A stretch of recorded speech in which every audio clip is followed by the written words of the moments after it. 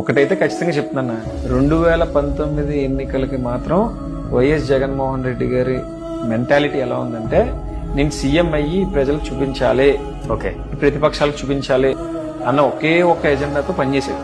ఆ రోజు అతను ముఖ్యమంత్రి కావడం కోసం మాత్రమే అతను కష్టపడ్డాడు. ఓకే.